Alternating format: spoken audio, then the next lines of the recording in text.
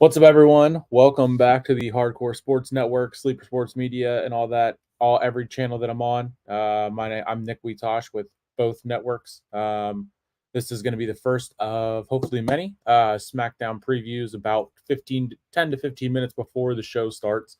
Just quick rundown of the card, any breaking news that we might have, which we do have a couple things to go over. My laptop is being very weird right now and not keeping me up to date. So if I'm lagging, I apologize for that. So just about 10 minutes until we go on air for Fox and SmackDown. Daniel Berry Sports, thank you for tuning in. Live on my Facebook, the network's Facebook, my YouTube, the network's YouTube, the network's Twitch, the network's Twitter, and my Twitter, of course. Again, this is going to be very, very quick. Just trying to get into the vertical live feed. We are doing a vertical live stream again. So to get into the SmackDown news, there's been rumors going around all day that not only Jay was supposed to be there to start out with the first one because of his matchup with Damian Priest that was announced before Clash of the Castle even started. So you have Damian Priest and Jey Uso were supposed to have a match for the World Heavyweight Championship. However, Damian Priest did announce on Twitter about 45 minutes ago he's stuck on a plane in a runway at the airport, and he's not going to make it to SmackDown tonight at Madison Square Garden, which is where they are at for SmackDown tonight. We do have Earl Cole boots on the ground action at SmackDown tonight. So I got a clip of the stage up on my YouTube, eventually on the network as well. But the SmackDown card is the other news was a possible return of The Rock and Jimmy Uso, given that Jay would be there. This could be the way that they start planting the seeds for the Bloodline, the Civil War, Rock's involvement with Jacob Fatu, with Solo, because there is the Bloodline acknowledgement ceremony. They could show back up, start those seeds. Rock and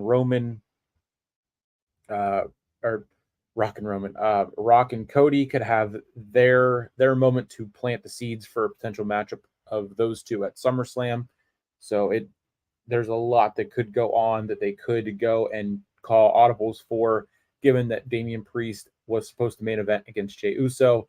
That's not going to happen. Those were the two big rumors and whatnot going around. Also, Wesley, Joe Coffey, and Nathan Frazier are backstage as NXT talent that are there tonight. So no word on how they'll be used and what sense or anything like that. So on the card for tonight, as I said, the Bloodline acknowledgement ceremony. Don't know what that's going to entail. Probably similar to the last one. Maybe they might pull the audible here, given that Priest and Jey Uso won't be having their match. Then we have Jade Cargill versus Candice LeRae, Tiffany Stratton for Money in the Bank qualifying match. Matchup one for the women's division, and then we have another women's qualifier, Naomi versus Blair Davenport versus Indy Hartwell. And then, of course, also on the card for tonight, LA Knight, versus Logan Paul versus Santos Escobar in a Money in the Bank qualifier. And that is what is promoted for tonight. So I'm sure there's going to be much, much more planned.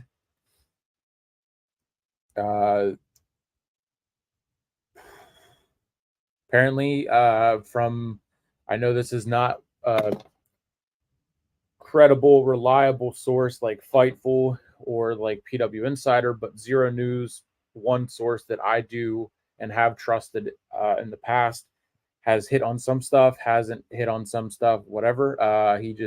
They just tweeted at 7:49, so 4 or 5 minutes ago, Bloodline opening, Bloodline closing. I'm sure I'll get a notification from Ringside News about the SmackDown plans for tonight.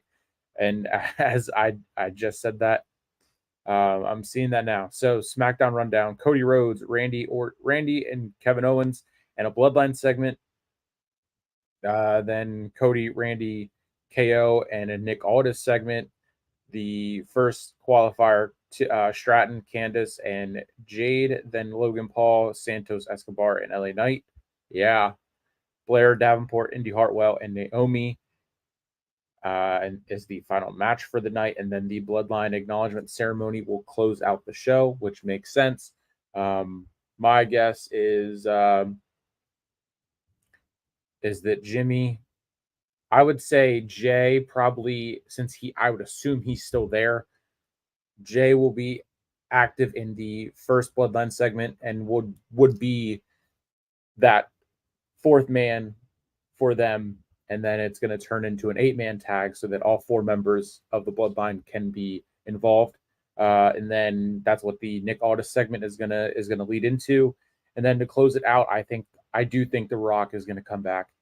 So Daniel Berry Sports, you were in here commenting, and also Tony is here. Yeah, not sure what your comment is about, but thank you for joining, for commenting. Do appreciate that. Yeah, we got about 5 minutes left, so this is gonna go through try to find other quick news. 16,500 tickets have been distributed for tonight's SmackDown. That's per WrestleTix. We have also no other. I'm just trying to find something quick. Trying to go the whole roughly 10 to 15 minutes, as I said. We want Roman chants broke out during the leading up to SmackDown 15 minutes ago, 25 minutes ago, all that. Madison Square Garden did pay tribute to Sika, which rest in peace to Sika. He one half the Wild Samoans.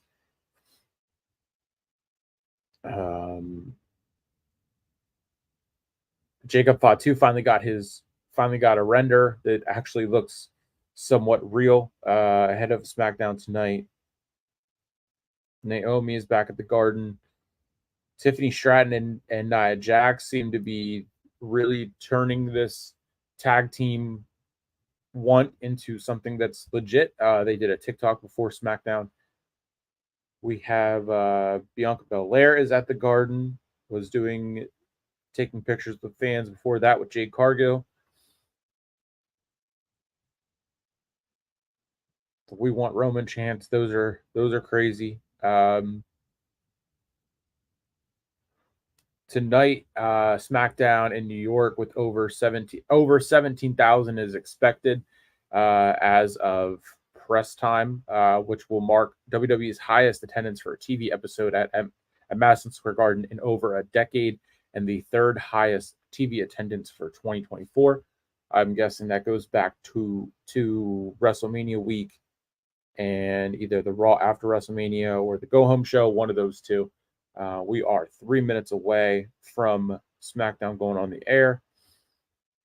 Also, a fan has spotted The Rock in a gym near the arena. So a fan has apparently spotted The Rock in a gym near Madison Square Garden. I don't know why they posted it in the arena where SmackDown is being held and didn't just say, I mean, this was apparently someone was already saying this is from last year. If he doesn't, he doesn't. If he does, he does. I'm believing that he does, but that's just me. Also, Cody, I think, will be there. It's interesting that I'm seeing this now, a picture of Dusty at Madison Square Garden on an episode of Raw from whenever this was. But Cody is now WWE champion at Madison Square Garden, where Dusty won the title, but didn't really win it. So that could be something. I'm sure he'll be getting emotional and he will cry like he does. Also, Kayla Braxton this is her final show with WWE. She will be moving on and choosing not to re-sign with the company after 8 or 9 years, I believe, we had seen earlier in the week. Nathan Frazier, Wesley, they are an NXT talents there at SmackDown. Also Joe Coffey, like I said earlier. The Bloodline Acknowledgement. So I should be a decent SmackDown. We are a minute away, so that's going to wrap up this first SmackDown Vertical Live preview, and I will see you next week for the Raw preview. Tune in to the watch along with, I believe, London and Sarah, since Earl is boots on the ground. Subscribe to Hardcore Sports Network and my channels as well, and I'll catch you next time.